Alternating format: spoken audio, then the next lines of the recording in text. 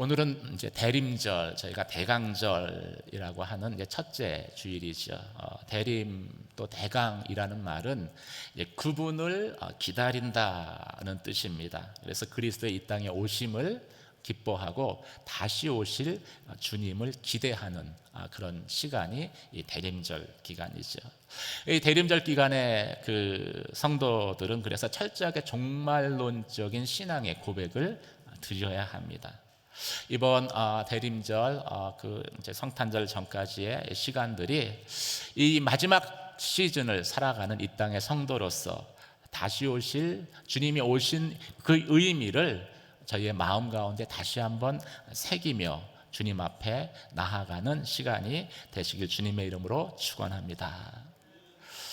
여러분은 예수가 이 땅에 오시는 것을 과연 기대하고 살아가십니까? 기대하세요? 진짜 기대하세요? 진짜 기대하시나요? 기대하시는군요. 오늘 본문은 이 메시아 예언시라고 불려지는 이제 본문입니다. 메시아의 오심을 예언했는데 그것이 이 땅에 어두움 가운데 빛이 비치는 사건이다라고 말씀하고 있습니다. 빛이 비치면 어떤 일이 일어납니까? 어둠이 물러가게 되죠. 그래서 이 빛을 본 사람은 이 현실은 비록 어둠 속 캄캄한 어둠 속에 있지만 빛이 비칠 것을 소망하며 어둠을 견딜 수 있습니다. 이 소망이 이 절망적인 나의 상황을 이겨내는 가장 강력한 능력이 되기 때문이죠. 이 소망은 나로 말미암는 소망은 아닙니다. 여호와로 말미암는 소망입니다. 그래서 어떤 어둠이 나를 덮고 있다 할지라도 무너지지 않는 가장 강력한 영혼의 힘이 되는 것입니다.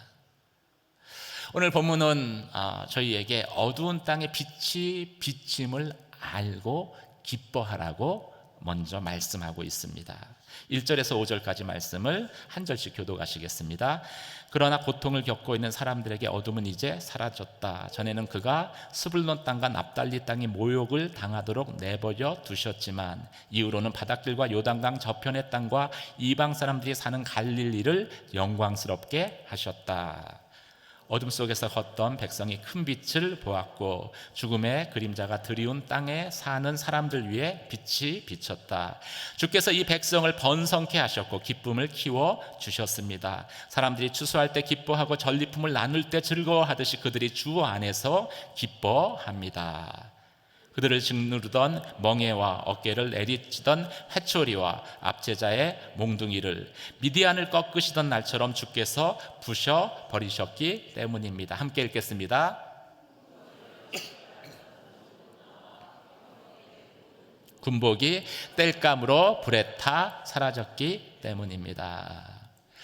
하나님의 백성이지만 이 본문의 이스라엘 백성들은 그들의 삶은 캄캄한 어둠 가운데 고통당하는 삶이었습니다. 특별히 고통을 언급하시면서 스불론과 납달리 땅을 언급하신 이유가 있습니다. 그건 당시의 역사적 상황과 연관되어 있습니다. 이 스불론과 납달리는요, 이스라엘의 가장 위쪽, 북쪽에 위치한 땅입니다. 그래서 이 이방 민족의 직접적인 영향을 받는 땅이죠. 근데 당시 이스라엘이 이 아시리아, 그 당시의 강국이죠. 아시리아와 전쟁을 했습니다. 에브라임 전쟁에서 패했어요. 이 전쟁에 패해서 이 스불론과 납달리 땅이 아시리아의 속주로 편입되어 버린 것입니다. 그들이 의지했던 아시리아에 의해서 노략질을 당하고 그리고 하나님의 백성이지만 이제는 아시리아의 종이 되는 그런 수치를 당하게 된 것이죠.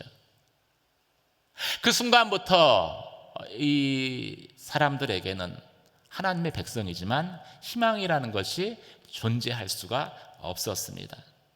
그냥 그 땅의 백성들은 어둠 속에서 그냥 하루하루를 연명하는 삶을 살 뿐이었어요. 죽지 못해서 그냥 살아가고 있는 그런 상황이었습니다. 어둠이 깊으면은요, 이 앞이 보이지 않습니다. 미래가 보이지 않습니다. 하나님의 백성인데 그래서 그들은 소망이 없었어요. 나만 소망이 없는 것 아니라 자녀들조차도 소망이 없이 살아가고 있었습니다. 왜 이런 상황에 처하게 됐을까요? 원인 없는 결과가 없죠. 이런 어둠 속에 처하게 된 것은 분명한 이유가 있었습니다. 그들이 여호와의 말씀을 의지하는 대신에 자신들의 경험과 생각에 따라서 죄의 길을 선택했기 때문이에요. 하나님의 약속, 지키고 보호하시겠다는 하나님의 약속보다는 아시리아의 힘을 의지했습니다. 이 나라에 붙으면 우리는 안전할 것이다. 그러다가 그 믿었던 아시리아의 이 발등을 찍은 것이죠. 믿는 도끼에 발등 찍힌 거예요. 얼마나 부끄러운 일을 당한 것입니까? 나를 보호해 줄 것이라고 했는데, 그렇게 여러 사람에게 자랑했는데 그 사람이 나를 종삼아 버린 것이죠. 이 모욕과 수치를 당한 것, 소망이 끊어진 것, 그것은 다 그들의 잘못된 선택의 결과, 열매였던 것입니다. 하나님이 그 선택하신 대로 이 이스라엘 백성을 그냥 두셨기 때문에 일어난 일이었어요. 가끔은 제가 약간 철이 없어 보이는 성도들 만날 때가 있어요. 이런 말을 하는 성도들이에요. 목사님, 귀찮아 죽겠어요. 저는 하나님이 그만 좀 내버려 두셨으면 좋겠는데 왜 하나하나 간섭을 하시는지 너무 삶이 피곤해요. 속으로 제가 그렇습니다. 몰라서 하시는 말씀이에요. 하나님이 내가 죄를 짓는데도 내버려 두잖아요. 그 자체로 심판이 임하는 것입니다. 로마서 1장 28절 말씀을 함께 읽도록 하겠습니다. 함께 읽겠습니다. 시작. 또한 그들이 마음에 하나님 두시기를 싫어하매 하나님께서 그들을 그 상실한 마음대로 내버려 두사 합당하지 못한 일을 하게 하셨으니. 하나님 내버려 두시면은요, 우리가 잘못된 선택을 해도 그냥 두세요. 그 결과가 어떻게 되는 겁니까? 계속 죄 가운데 있다가 결국 심판당하는 것입니다.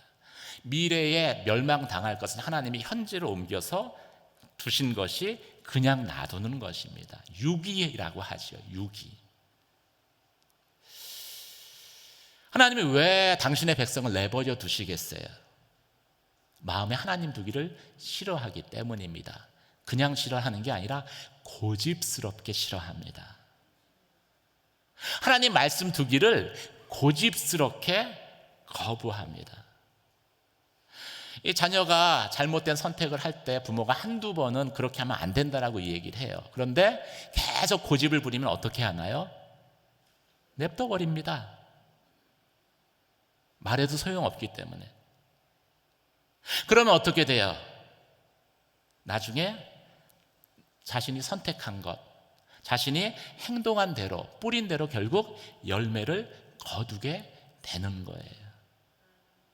본문은 그 열매가 세상에서 수치와 모욕을 당하는 것, 믿었던 사람에게 배반당하는 것, 그리고 삶에서 고통 당하는 것, 나도 소망이 없는데 자녀 세대에도 소망이 없는 것이라고 말씀하고 있습니다. 그런데 참 기쁜 소식은요, 하나님이 어둠 속에 있는 이 당신의 백성을 잠깐은 내버려 두시지만 영원히 버리시지는 않는다라는 것입니다. 하나님의 열정, 우리를 향한 하나님의 그 열정적인 사랑은요, 나의 어떠함과 관계없이 결코 나를 포기하시지 않는 사랑이기 때문이죠. 끝까지 사랑하는 거예요. 그냥 잠깐 내버려 두는 것은 잠깐 내버려 둬야지 그 열매를 맛보고 돌이키기 때문에, 그것 외에는 방법이 없기 때문에 내버려 두는 것이지 포기한 것이 아니라는 것입니다. 그 증거가 무엇입니까? 오늘 읽은 본문의 말씀처럼 어둠 속에 있는 이스라엘 땅에 빛을 비치게 하신 것입니다. 어둠 속에 있는 백성들이 큰 빛을 보게 하신 것입니다. 그래서 다시 소망을 붙들게 하신 것입니다. 빛이 비치면 어떤 일이 일어납니까? 하나님의 백성들 짓눌렸던 어둠이 하나씩 하나씩 떠나가기 시작합니다. 사라지기 시작합니다. 부셔지기 시작합니다. 머리에 씌워졌던 그 세상의 종노릇이라는 그 멍에가, 내 어깨를 계속 짓누르고 종노릇하게 했었던 그 멍에가 벗겨지는 일이 일어납니다. 저와 여러분에게 그런 일들이 일어나길 주님의 이름으로 축원합니다. 아멘. 우리를 대적하는 자의 그 무서운 회초리가, 잔인한 몽둥이가 꺾여지는, 이렇게 부러뜨려지는 역사가 일어납니다. 그런 일이 저와 여러분 가운데에도 임하기를 주님의 이름으로 축원합니다. 피비린내 나는 이 끔찍한 전쟁이 멈추고 평화의 시대가 도래합니다. 하루도 바람잘 날이 없었던 가정 가운데 샬롬이라는 것이 임하기 시작합니다. 빛이 임하면, 빛이 비치면 그런 일들이 일어난다는 거예요. 여호와의 빛입니다. 예수 그리스도의 빛입니다. 은혜의 빛입니다. 그 빛이 이 주님을 기다리는 저희의 가정 가운데, 저희의 그 어두운 마음 가운데 임하는 역사가 나타나길 주님의 이름으로 축원합니다. 그러면 하나님의 백성이 다시 번성하게 됩니다. 이 땅에서 번성하게 돼요. 그러면 우리 안에 사라졌던 소망이 다시 회복되고 기쁨의 찬송이 흘러나오게 됩니다. 분명한 사실 한 가지가 있습니다. 이 놀라운 회복의 역사는요, 나로부터 말미암지 않았다라는 거예요. 누구로부터 말미암았습니까? 하나님으로부터 말미암은 것입니다. 빛은 내 안에서 비춰진 게 아니에요. 밖에서 내게 비춰진 것입니다. 하나님으로 말미암은 거예요. 하나님의 포기하지 않는 그 사랑의 열정으로 말미암는 하나님의 은혜인 것이지요. 하나님의 은혜이기 때문에 우리가 믿을 수 있는 거예요. 우리가 신뢰할 수 있는 거예요. 우리가 확신할 수 있는 거예요. 그리고 그 은혜를 경험하고 나면은요, 이전에는 세상에 패했잖아요. 그 은혜를 경험하고 회복된 하나님의 백성은요, 더 이상 세상에 패하지 않습니다. 우리의 머릿속 계산으로는 이길 수 없어요. 정규전으로는 이길 수 없는 적수예요. 그래도 하나님의 도우심으로 승리케 하시는 것을 경험합니다. 여러분, 이 기드온, 이 소심한 사람이거든요. 가장 작은 지파에 가장 소심한 사람이 기드온입니다. 근데 하나님이 기드온을 사용하셔서 13만의 미디안을 쓰러뜨리셨습니다. 미디안을 굴복시키셨습니다. 그리고 이 전쟁에 그 노획물들을 취하게 하셨습니다. 얼마나 기쁜 일이에요. 그런데 그런 기쁨을 저희 가운데 다시 회복시켜 주신다는 것이죠. 예수 그리스도의 빛으로 인해 회복된 자들은 더 이상 세상에서 수치당하지 않고 모욕당하지 않고 배반당하지 않을 것입니다. 하나님을 대적하는 그 대적자와의 싸움에서 승리하게 될 것이고, 그리고 기쁨이라는 전리품을 취하게 될 것입니다. 기쁨이 믿음의 싸움에서 승리했을 때 주시는 하나님의 가장 큰 전리품입니다. 사랑하는 성도 여러분, 그 빛을 보시고 그 빛이 비칠 것을 마음 가운데 기대하며 소망하는 저와 여러분이 되시길 주님의 이름으로 축원합니다. 현실이 아무리 캄캄해도 어두워도 우리가 그 빛을 보기만 하면은 빛이 비칠 것을 마음 가운데 소망으로 붙들기 때문에 이 어두운 현실 가운데에서도 넉넉히 이기는 영혼의 힘을 얻을 수 있습니다. 대림절 이 기간이 그 하나님의 은혜를 경험하는 그런 시간들이 되시길 주님의 이름으로 축원합니다. 오늘 본문의 말씀은 빛 대신 그분을 기뻐하라고 저희에게 명령합니다. 처음은 빛이 비치는 것을 기뻐하라 그랬죠. 두 번째는 빛 대신 그분을 기뻐하라고 합니다. 6절과 7절 말씀을 함께 읽도록 하겠습니다. 시작. 한 아이가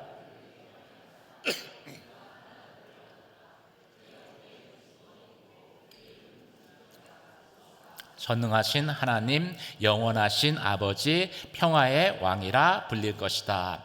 그분의 넘치는 주권과 평화는 다윗의 보좌와 그의 왕국 위에 끝없이 펼쳐질 것이다. 지금부터 영원히 공평과 정의로 그것을 견고히 세울 것이다. 만군의 여호와의 열정이 이것을 이루실 것이다. 본문은 이어서 이스라엘이 기뻐해야 하는 보다 근본적인 이유를 말씀하고 있습니다. 어둠 가운데 있는 사람에게 빛이 비춰서 어둠을 몰아내시기 위해서 오신 분이 메시아 예수이십니다. 이 어둠을 몰아내는 이 빛의 실체에 대해서 말씀하고 있는 것이죠. 한 아이가 우리를 위해 태어날 것입니다. 오늘 6절을 보면 그 아이, 한 아이라고 하면서 한 아들이라고 표현을 했습니다. 굳이 언급 안 해도 된 것을 언급한 이유는요, 이 땅에 육신을 입고 태어나실 예수의 성육신을 미리 예언한 것이기 때문에 그렇습니다. 그분은 예수 그리스도이시죠. 빛이신 예수 그리스도, 메시아이신 예수 그리스도이십니다. 그 아들에게는 5가지의 이름이 붙여집니다. 그런데 이 이름 하나하나의 의미를 되새겨 보면은 어떻게 예수께서 우리를 어둠에서 빛으로 구원하실 수 있는지에 대한 충분한 설명이 나와 있습니다. 예수의 탄생이 어떻게 이 어둠 가운데 있는 우리를 구원할 수 있습니까? 어떻게 내 삶의 멍에를 벗기실 수 있습니까? 어떻게 내 인생의 수치와 조롱을 지워버리실 수 있습니까? 어떻게 내 마음의 전쟁을 그치고 샬롬을 주실 수 있습니까? 첫 번째, 그는 기묘자이고 모사이기 때문입니다. 기묘라란 의미는요, 깜짝 놀란다는 뜻이에요. 여러분 한번 깜짝 놀래 보시죠. 이렇게 이게 기묘입니다. 모사는요, 지혜라는 뜻이에요. 근데 이 기묘자 모사가 이게 두 단어가요. 이 두 단어가 이 처음 기묘라는 그 말이 이 모사를 더 강화시켜 주는 것입니다. 그래서 메시아로 오시는 예수 그리스도는요, 깜짝 놀랄 만한 지혜를 가지신 분이다라는 얘기예요. 여러분, 세상의 왕도 통치를 하려면은요, 모사꾼이 필요합니다. 그러니까 전략가가 필요합니다. 그래서 항상 왕의 주변에는 모사들이 있었어요. 근데 예수 그리스도는 그런 모사들이 필요하지 않습니다. 왜냐하면 그분 자신이 모사 되시기 때문이죠. 이사야서 28장 29절 말씀을 함께 읽도록 하겠습니다. 시작. 이도 만군의 여호와께로부터 난 것이라. 그의 경영은 기묘하며 지혜는 광대하시다. 기묘하며 광대하시다. 예수 그리스도의 지혜는. 초등학생에게 방정식을 풀라고 하면 풀 수 없다고 이야기합니다. 하지만 대학생에게 풀라고 하면 쉽게 풀어버립니다. 왜냐하면 뛰어난 지혜를 가지고 있기 때문이죠. 이처럼 예수는 가장 놀라운 지혜의 소유자이시기 때문에 이 죄에 대한 심판과 하나님의 공의는 서로 상충합니다. 부딪힙니다. 그런데 이 부딪히는 문제를 해결하실 수 있으십니다. 또 그의 이름은 전능하신 하나님입니다. 전능이라는 표현은요, 하나님께만 붙여졌던 표현이에요. 근데 그 표현을 아기로 오시는 메시아이신 예수께 붙인 것이죠. 그것은 예수의 신성을 저희에게 말씀하는 것입니다. 하나님을 의미하는 엘이라는 표현을 사용한 이유는요, 이 하나님의 전능함만이 그를 믿는 모든 자들을 사단의 권세로부터 끄집어낼 수 있는, 구원할 수 있는 능력이기 때문이죠. 공생애 가운데 예수님께서 귀신 들린 자를 고치셨어요. 귀신을 몰아내셨습니다. 그래서 사람들이 수군거리며 이렇게 이야기합니다. 저가 바알세불의 힘을 의지해서 귀신을 쫓아내는 것이다. 그럴 때 예수님께서 뭐라고 말씀하십니까? 하나님의 영을 힘입어 쫓아낸 것이고 이때 하나님의 나라가 그에게 임했다라고 말씀하십니다. 그리고 나서 먼저 힘센 사람을 결박시켜야지 그 사람에게서 물건을 가지고 나올 수 있다고 이야기합니다. 사단의 권세를 결박시키고 그 영혼을 끄집어내신 것이다, 구원한 것이다 라고 말씀하신 것이죠. 하나님의 전능하심이 우리를 사단의 세력으로부터 건져내신 거예요. 이 하나님의 지혜, 이 하나님의 전능하심이 모여서 클라이막스를 이룬 게 바로 예수 그리스도의 십자가입니다. 고린도전서 1장 18절 말씀을 함께 읽도록 하겠습니다. 1장 18절 시작. 십자가의 도가 멸망하는 자들에게는 미련한 것이요 구원받는 우리에게는 하나님의 능력이라. 예수 그리스도의 그 십자가는요, 우리를 구원할 능력, 최고의 능력입니다. 그리고 심판과 공의의 문제를 해결하는 하나님의 가장 놀라운 지혜입니다. 하나님의 열정으로 이루어진 우리를 구원할 최고의 전략이고 가장 강력한 능력이 십자가에서 구현된 거예요. 사랑하는 성도 여러분, 저와 여러분에게도 이 고백이 있기를 주님의 이름으로 축원합니다.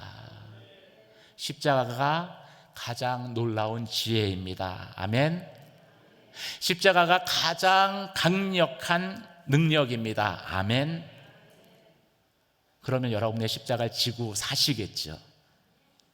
내 십자가를 지고 살아야 되잖아요. 십자가는 주만 지고 저는 쫓아만 갈게요.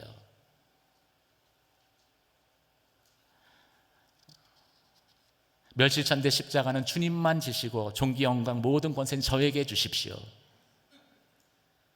이거는 아니잖아요. 여러분들 가운데 십자가가 최고의 지혜고 가장 큰 능력이라는 고백이 나의 십자가를 지는 삶으로 가정 안에서, 교회 안에서, 직장에서 이어지길 주님의 이름으로 축원합니다. 또 그는 영원하신 아버지이십니다. 영원하다는 것은 시간에 의해 영향받지 않는다는 것이죠. 변하지 않는다는 의미입니다. 아버지라는 기질이 영원이라는 단어에 의해서 보다 분명해지지요.